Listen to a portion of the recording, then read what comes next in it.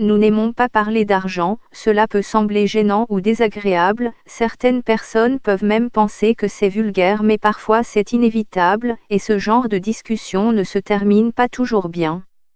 Des tontines pour aider à payer la dot au Rwanda. La crypto-monnaie de Facebook sera-t-elle utile à l'Afrique ? Au Royaume-Uni, les problèmes d'argent ont été classés au premier rang des briseurs de relations dans une enquête récente, menée par les associations caritatives Relations Zip Scotland et Mariage Car, et dans des enquêtes précédentes de l'Office national de statistique. Et cela n'affecte pas seulement les couples, c'est aussi une cause fréquente de clivage entre la famille et les amis. La solution à toutes ces situations est une bonne communication et une conversation honnête et ouverte sur l'argent, mais quelles sont les principales causes de conflit ?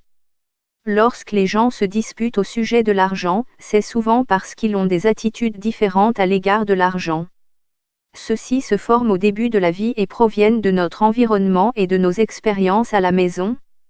Si l'argent manque toujours, par exemple, une personne pourra devenir un grand dépensier plus tard dans la vie, impatient, de dépenser l'argent maintenant qu'elle en a.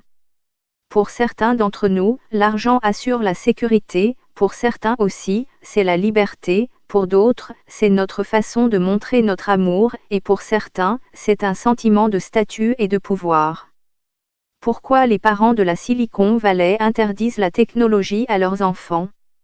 Notre relation avec l'argent peut donc être complexe et profondément enracinée en nous, ce qui peut causer des malentendus et des frustrations lorsque nous nous réunissons avec quelqu'un qui a une mentalité financière différente.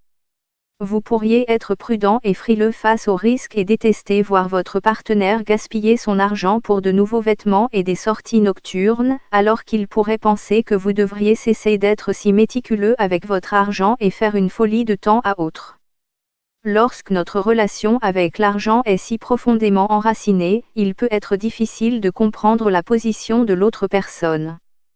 Transformer mon argent et ton argent en notre argent. Lorsque vous commencez une relation peut être difficile, décider de la façon de partager vos fonds peut être source de ressentiment. Manquer une fête coûte cher. Samuel Eto'o, ma femme prend bien soin de moi. Partager tout à 50-50e n'est peut-être pas la façon la plus juste, mais quelle est la formule magique qui fonctionnera pour vous deux ?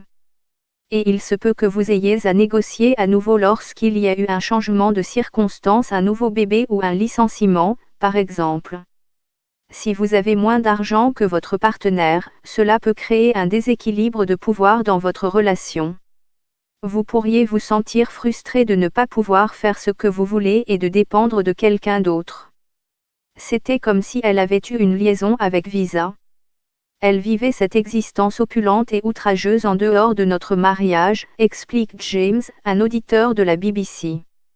Il s'est senti trahi lorsqu'il a découvert que sa femme avait accumulé des milliers de livres de dépenses sur une carte de crédit sans le lui dire. Vous avez trouvé votre Valentin ou Valentine. Voici 4 secrets pour que votre couple dure toujours. Quelles sont vos recettes et numéro 039, amour. Au début d'une relation, le niveau de confiance est souvent élevé. Vous croyez en votre partenaire et vous croyez qu'il prend soin de vous. Mais si vous avez des attitudes différentes à l'égard de l'argent, cette confiance peut gravement être ébranlée. Encore une fois, vous devez être honnête au sujet de vos habitudes de dépenses et être prêt à avoir une conversation franche sur ce que l'argent et le dépenser signifient pour vous. Ne soyez ni un emprunteur ni un prêteur. Il peut s'agir d'un ami dans une situation difficile, ou d'un parent qui a besoin d'un peu plus d'argent pour des travaux à son domicile ou une nouvelle voiture. Vous pourriez volontiers leur prêter une somme d'argent, mais que se passe-t-il s'ils la prennent comme un cadeau et ne la remboursent jamais ? Les Kenyans prêtent à leur gouvernement 8 entrepreneurs, un rêve africain. Comme dans toutes ces situations, la solution est une bonne communication et une conversation honnête et ouverte sur l'argent.